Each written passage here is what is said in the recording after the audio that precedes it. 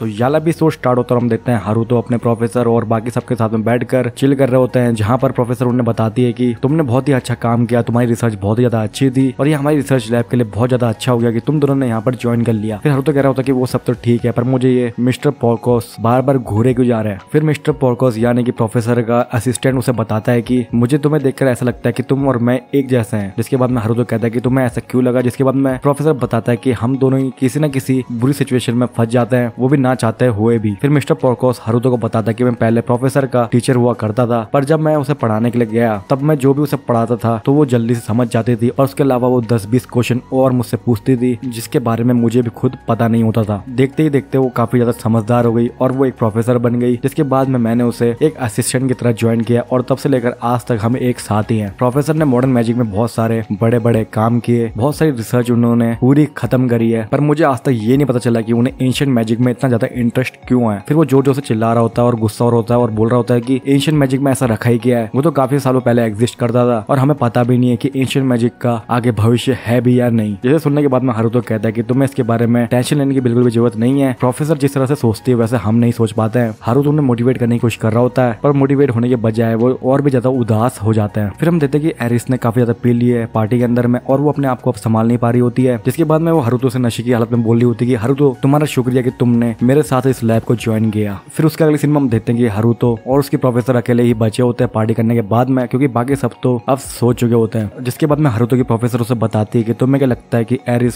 Ancient magic के अंदर में इतनी ज्यादा दिलचस्पी क्यों ले रही है। फिर हारुतो बोलता है कि मुझे नहीं पता है। जिसके बाद में प्रोफेसर बताते हैं कि मुझे एंट्रेंस एग्जाम में पता चल गया था जब मैंने उसकी मैजिक को मेजर किया था, उसके पास में किसी भी एट्रीब्यूट को कंट्रोल करने की पावर है और ऐसे लोग काफी ज्यादा कम है और ये एक पिक्चर की हीरोइन की तरह है जो गरीब फैमिली से आती है, वो भी नॉर्मल बैकग्राउंड से, और आके बहुत सारे बड़े बड़े काम करती है। पर इसके बावजूद भी जो उसका लेवल है 5 आउट ऑफ 35 ही है, पर वो अभी भी काफी ज्यादा यंग है और मुझे लगता है कि वो धीरे धीरे अपने लेवल को बढ़ा ही लेगी। पर ऐसी भी संभावना है कि जो उसका मैजिकल लेवल है वो कभी बढ़े ही ना। इसीलिए मुझे लगता है कि वो एंशिएंट मैजिक में काफी ज्यादा फोकस कर रही है, क्योंकि उसे लगता है कि उसकी वजह से वो काफी ज्यादा स्ट्रॉन्ग बन सकती है। और हो भी क्यों ना, क्योंकि एंशिएंट मैजिक में मैंने देखा है कि काफी सारे लोग 100 लेवल से ऊपर भी हो सकते हैं। इतना सब कहने के बाद में प्रोफेसर बोलती है कि ठीक है अब मैं आराम करती हूँ और वो सो जाती है। फिर उसके अगले सीन में हम देखते हैं नोबल को, जो कि काफी ज्यादा गुस्सा हो रहा होता है क्योंकि वो हारुतो के हीरो ऑफ जस्टिस वाले रूप से काफी बार हार चुका है और उसके लिए बहुत ज्यादा शर्मनाक हो रहा होता है। और वो नोबल कह रहा होता है कि मेरे ड्यूल को कैंसिल करने की वजह से अब मेरी बहुत ज्यादा बदनामी होगी पूरे देश में और मेरे लूसीफेरिस्ट ऑर्गेनाइजेशन को सपोर्ट करने का फायदा क्या हुआ जब मेरी ऐसी हालत हो गई है। जिसके बाद में वो नोबल अपने असैसिन को बुलाता है और उनसे कहता है कि तुम्हें पता ना क्या करना है, तुम्हें हारुतो और उसके साथियों को जान से मारना है, वो भी आज की रात में ही। फिर हम देखते हैं कि ये पूरा का पूरा सीन जो है हारुतो रिकॉर्ड कर लेता है। फिर उसके अगले सीन में हम देखते हैं कि जहाँ पर हारुतो और उसकी पूरी टीम मौजूद होती है, उस किले के बाहर में असैसिन छुप के उन्हें मारने की तैयारी कर रहे होते हैं। जिसमें से असैसिन का लीडर बताता है कि मैंने अभी चेक किया है, हारुतो और उसकी पूरी की पूरी टीम अभी आराम कर रहे हैं, यही सही वक्त है उन्हें खत्म करने का। फिर वो सभी के सभी असैसिन अपना मैजिकल स्पेल और अपने हथियार तैयार करते हैं उन पर अटैक करने के लिए। पर जैसे ही वो उनके ऊपर में हमला करने जाते हैं तब वो देखते हैं कि उस किले के चारों तरफ में एक इनविजिबल दीवार लगी हुई है जो कि काफी ज्यादा मजबूत है और उसे तोड़ा नहीं जा सकता है। फिर असैसिन का लीडर कहता है कि मैंने सुना है कि जो हारुतो का दोस्त है वो काफी ज्यादा पावरफुल है और उसके पास बहुत ज्यादा मैजिकल पावर है, तो उससे अभी हमें बच के रहना होगा। इतने में हम देखते हैं कि उन असैसिन के पास में एक दरवाजा कहीं से आ जाता है और वो दरवाजा एक असैसिन को अपने अंदर खींच लेता है। फिर सारे के सारे असैसिन घबरा जाते हैं और बोलते हैं कि सब के सब चौकन्ना हो जाओ, हम पे हमला होने वाला है। के बाद एक कई सारे डोर उनके सामने आ जाते हैं और एक एक करके सारे के सारे असैसिन जो है वो उस दरवाजे के अंदर में खींचे चले जाते हैं और ये सब हारुतो कर रहा होता है। फिर उनका लीडर जो है बहुत ज्यादा घबरा जाता है, वो बोलता है कि मुझे लगता है कि जो ये सब कर रहा है वो आसपास में है। फिर हारुतो अपने हीरो ऑफ जस्टिस वाले रूप में उनके सामने में आता है, जिसके बाद वो उस पर अटैक करते हैं और हारुतो जमीन पर गिर जाता है। फिर वो देखते हैं कि हर दरवाजे से हारुतो बाहर आता है, जिसे देखने के बाद वो सभी के सभी चौंक जाते हैं। फिर वो सभी उन पे हमला करने लग जाते हैं, जिसके बाद में वो देखते हैं कि उनका जो एक मेंबर है वो घायल हो जाता है और उनके सामने में हम देखते हैं कई सारे हारुतो मौजूद हैं, जिसे देखने के बाद में असैसिन का कैप्टन पूरी तरह से घबरा जाता है। जिसके बाद में असली हारुतो उन सभी के सामने में आता है, जिसे देखने के बाद में असैसिन का लीडर घबरा जाता है और वो हारुतो के ऊपर में हमला करने की कोशिश करता है, पर वो हमला नहीं कर पा रहा होता है क्योंकि हारुतो ने उसके मैजिक को पूरी तरह से सील कर दिया होता है। और उसके अलावा वो असैसिन अपनी बॉडी को बिल्कुल भी हिला नहीं पा रहे होते हैं क्योंकि हारुतो ने उनकी मूवमेंट को भी ब्लॉक कर दिया होता है। फिर हम देखते हैं कि हारुतो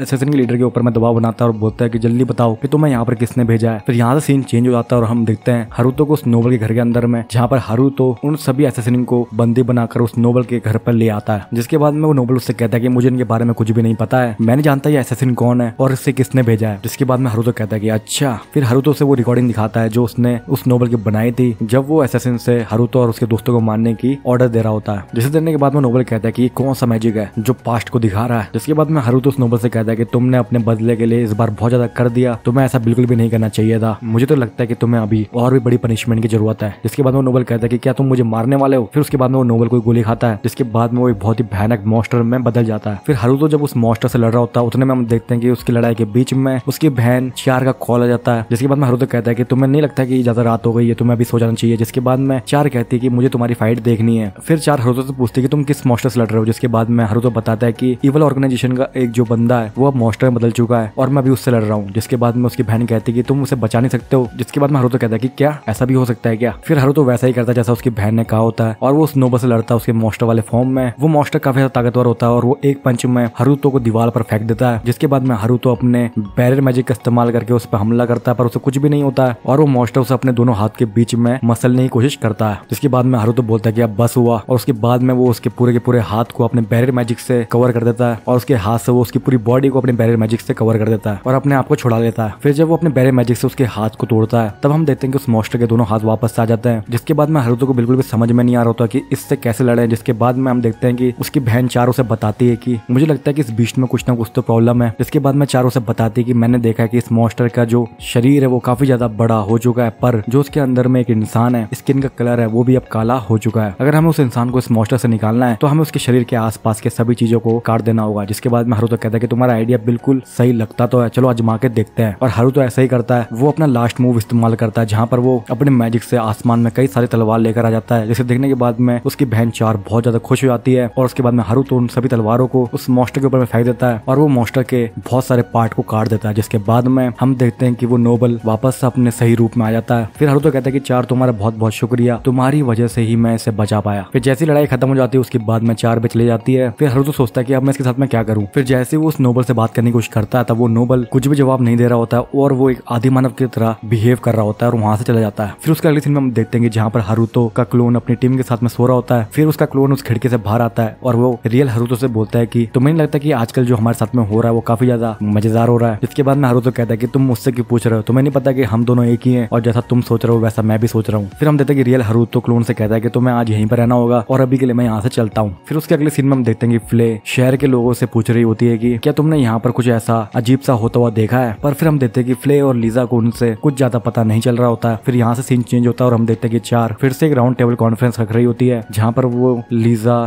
फ्ले और स्केलेटन लीडर और गोलम को बुलाकर अपने फ्यूचर प्लान को डिस्कस कर रही होती है और उन्हें बता रही होती है कि मेरे भाई ने कल इवल ऑर्गेनाइजेशन के मॉन्स्टर को हराया और वो उनको उस लड़ाई की पूरी क्लिप दिखाती है। जिसे देखने के बाद में वो सभी खुश हो रहे होते हैं और बोल रहे होते हैं कि यही है हमारे मास्टर, ये किसी को भी हरा सकते हैं। जिसके बाद में चार बताती है कि जो इंसान मॉन्स्टर में बदला था वो एक स्टूडेंट काउंसिल प्रेसिडेंट है और मुझे लगता है कि वो जो इंसान है वो डार्क स्टूडेंट काउंसिल का मेंबर है। फिर वो बताते कि ये सब स्टार्ट हुआ जब मेरे भाई ने स्कूल के अंदर में एडमिशन लिया। जिसके बाद में उन डार्क इवल ऑर्गेनाइजेशन को पता चल गया होगा कि मेरे भाई के अंदर में कितनी पावर है और उन्होंने मेरे भाई के ताकत के नमूने देख लिए होंगे, इसलिए वो बार बार मेरे भाई के ऊपर में हमला करने की कोशिश कर रहे हैं। फिर वो कहते हैं कि अब हमारा वक्त आ चुका है, हमें मेरे भाई के साथ में मिलकर इस पूरे के पूरे इवल ऑर्गेनाइजेशन को सबक सिखाना चाहिए और मेरे भाई की ड्यूटीज को सपोर्ट करना चाहिए। जिसके बाद में वो सबके सब राजी हो जाते हैं। फिर हम देखते हैं कि लीजा चार से बोलते हैं कि हमारी इस मीटिंग का नाम भी तो होना चाहिए कुछ। फिर चार कहते हैं कि आज से हम अपने आप को कैमेलॉर्ड बुलाएंगे। फिर वो सभी के सभी राजी हो जाते हैं और हम देखते हैं कि हारुतो अपने मैजिक से उन सबकी वाली मीटिंग को देख रहा होता है। जिसके बाद में वो सोच रहा होता है कि क्या डार्क गिल्ड असल में एग्जिस्ट करती है जैसे कि प्रोफेसर ने मुझे बताया था। वो स्कूल के अंदर में अभी एक्टिव है और मेरी बहन ने इसके बारे में इतना सब पता लगा ही लिया है, तो मुझे लगता है कि अब मुझे इसके बारे में कुछ ना कुछ करना ही चाहिए। लगता है कि अब मुझे काफी ज्यादा मजा आने वाला है। और यहाँ से वाला एपिसोड खत्म हो जाता है और यही थी इस एनिमे के सीजन 1 की एंडिंग। तो दोस्तों अगर आपको ये वीडियो पसंद आई है तो नीचे दिए गए लाइक बटन, सब्सक्राइब बटन के साथ में बेल नोटिफिकेशन बटन को दबाना ना भूलें ताकि हमारी अगली वीडियो जब भी आए तो आपको सबसे पहले पता चल जाए।